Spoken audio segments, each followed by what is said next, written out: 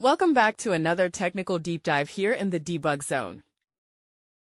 Today, we're tackling a big question and breaking it down with insights from other users.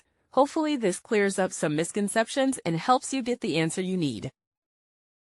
So buckle up, stay a little curious, and let's jump right in.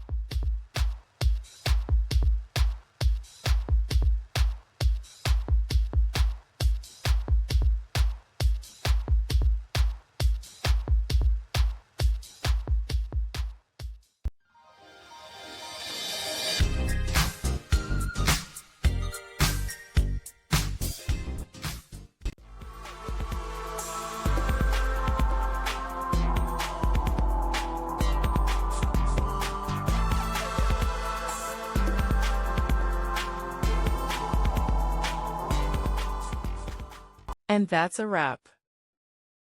I hope you found the answer you were looking for. If you did, take a second to hit that subscribe button. It really helps out. And let me know in the comments which solution worked best for you. See you next time in the debug zone.